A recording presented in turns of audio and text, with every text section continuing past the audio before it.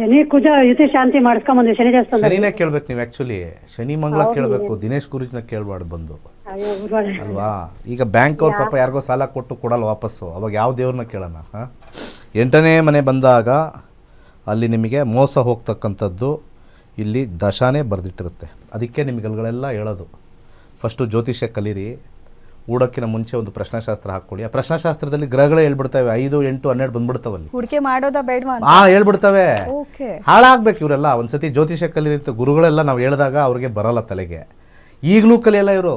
ಇನ್ನೂ ಒಂದು 2 ಸತಿ ಹಾಳಾದ್ಮೇಲೆ ಆಮೇಲೆ ಬರ್ತಾರೆ, ಎಲ್ಲ ಮುಗಿದ್ಮೇಲೆ. ನಮ್ಮಲ್ಲಿ ಟಿ ವಿಲಿ ಯಾವ್ಯಾವ ಕರೆದಾಗ ಬಂದವರೆಲ್ಲ 60% ನಾನು ಹೇಳ್ತಾರೆ ಫಸ್ಟೇ ಬಂದಿಲ್ಲ ಅಂತ ತಲೆ ಚೆಚ್ಕೊಂಡಿದ್ದಾರೆ. ಯಾಕೆಂದರೆ ನಾನು ನಿನ್ನೆನೂ ಬಡ್ಕೊಂಡೆ. ಪೂಜೆಯಿಂದ ನಿಮಗೆ ವಾಪಸ್ ಬರಂಗಿದ್ದಿದ್ರೆ ಭಾರತ ನಂಬರ್ 1 ಆಗಿರೋದು, ಸಾಲನೇ ಮಾಡ್ತಾ ಇರಲಿಲ್ಲ ಅಲ್ವಾ. ಪೂಜೆಯಿಂದ ನಮ್ಗೆ ಬಂದಿದ್ದರೆ ಭಾರತ ನಂಬರ್ 1 ಆಗಿರೋದು, ಅರ್ಥ ಆಯ್ತಾ? ಸೊ ಆ ರೀತಿ ಇಲ್ಲವೇ ಇಲ್ಲ, ಬರೀ ಇಂಥನೇ ಪೂಜೆ. ಯಾವನು ಹೇಳ್ದವನು ಅವನು? ಕರ್ಕೊಂಬನ್ನಿ ಅವ್ರನ್ನ ಇಲ್ಲಿ ಟಿ ವಿಲಿ ಮಾತಾಡ್ಸೋಣ, ಕೂರ್ಸೋಣ. ಅದು ಯಾವ ಪೂಜೆಯಿಂದ ಏನೇನು ನೀನು ಸಕ್ಸಸ್ ಮಾಡಿದೆ ನೋಡೋಣ, ನಾನು ಕರ್ಕೊಂಬನ್ನಿ ಅವ್ರನ್ನ. 8ನೇ ಮನೆ ಬಂದಾಗ ಅಲ್ಲಿ ನಮಗೆ ಇದು ಸಿಗೋದಿಲ್ಲ, ಅಂದರೆ ನಿಮಗೆ ದುಡ್ಡು ಬರೋದು ಸಿಗೋದಿಲ್ಲ. ಭಾಳ ಇಂಪಾರ್ಟೆಂಟ್ ಆಗಿರ್ತಕ್ಕಂಥದ್ದು. ಯಾಕೆ ಅಂದರೆ ಇಲ್ಲಿ ಕಾಂಬಿನೇಷನಲ್ಲಿ 8 ಅಂತ ಬಂದಾಗ ಬರೋದಿಲ್ಲ, ಅರ್ಥ ಆಯ್ತಾ? 8 ಅಂತ ಬಂದಾಗ ಬರೋದಿಲ್ಲ. ಇದು ಡಿಫಿಕಲ್ಟ್ ಕಾಂಬಿನೇಷನ್ 8 ಅಂತ ಬಂದಾಗ. 9 ನಾನು ಆವಾಗಲೇ ಹೇಳಿದೆ ದುಡ್ಡು ಬರಲ್ಲ, ಸ್ವಲ್ಪ ಯಾಕೋ ಸ್ವಲ್ಪ ಹಿಂದೆ ಇದೆ ಅಂತ. 9 ಬಂದಾಗಲೂ ದುಡ್ಡು ಬರಲ್ಲ. 10ನೇ ಮನೆ ಮತ್ತು 8ನೇ ಮನೆ ಮಧ್ಯಭಾಗದಲ್ಲಿ ಬರೋದಿಲ್ಲ, ಕಷ್ಟ, ಅರ್ಥ ಆಯ್ತಾ? ಇನ್ಯಾವ್ದಾದ್ರು ದೇವರು ಸಿಕ್ಕಿದ್ರೆ ನೋಡಿ ಕೊಡ್ಬೋದಿನ. 2 ಆಯ್ತಲ್ಲ, ಇನ್ನೊಂದು ಕಡೆ ಹೋಗಿ. ಓಕೆ, ಧನ್ಯವಾದ ಮೇಡಮ್ ಕರೆ ಮಾಡಿದ್ದಕ್ಕೆ. ಮತ್ತೊಬ್ರು ಕಾಲರ್ ಇದ್ದಾರೆ. ಹಲೋ ನಮಸ್ತೆ ಮೇಡಮ್, ನಾಗರಾಜ್ ಅಂತ ಬೆಂಗಳೂರಿಂದ. ಓಕೆ, ಯಾರ ಬಗ್ಗೆ ಕೇಳಬೇಕು ಸರ್? ಡೇಟ್ ಆಫ್ ಬರ್ತ್ ಹೇಳಿ. ಬಗ್ಗೆ ಕೇಳಬೇಕಾಯ್ತು ಮೇಡಮ್. ಓಕೆ, ಹೇಳಿ.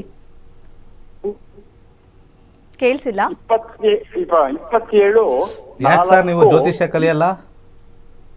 ನಿಮ್ದಾಯ್ತು, ಇವಾಗ ನಿಮ್ದು ಮುಗೀತು ಮೊನ್ನೆ. ಈಗ ನಿಮ್ಮ ಮೊಮ್ಮಗಂದ ಮೊಮ್ಮಗಳು ಸರ್. ನಿಮ್ದು ಆಯ್ತಲ್ಲ ಅವಾಗಲೇ ಮೊನ್ನೆ. ಎಲ್ಲಾರ್ದು ವಂಶ ಪೂರ್ತಿ ಕೇಳಬೇಕು ಅಂತ. ಹೌದು, ಮೊಮ್ಮಗಳು. ಅಂದರೆ ಫ್ರೀಯಾಗಿ ಹೇಳ್ಬೇಕು ಗುರುಗಳು ಅಂತ, ದಕ್ಷಿಣೆ ಇಲ್ಲದೆ.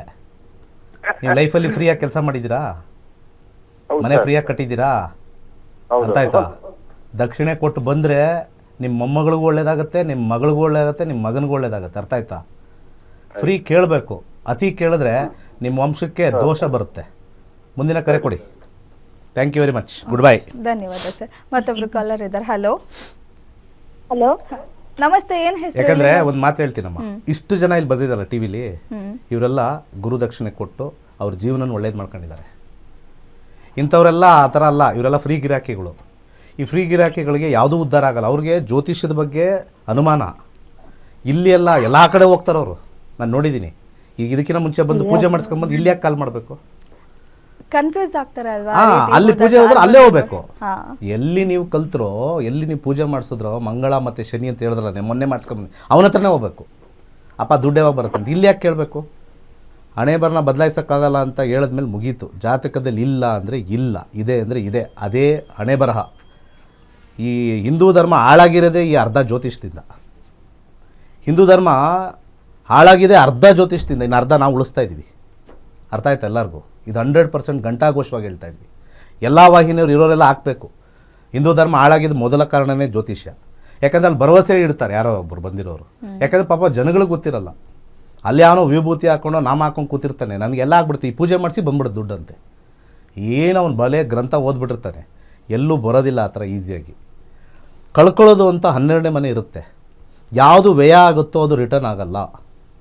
ರಿಟರ್ನ್ ಆಗ್ತಕ್ಕಂಥ ಮನೆ ಬಂದುಬಿಟ್ಟು ಬೇರೆ. ರಿಟರ್ನ್ ಆಗ್ತಕ್ಕಂಥ ಮನೆ 7, 6 ರಿಟರ್ನ್ ಬರುತ್ತೆ. 5 ಬಂದಾಗ, 8 ಬಂದಾಗ, 12 ಬಂದಾಗ ರಿಟರ್ನೇ ಆಗಲ್ಲ.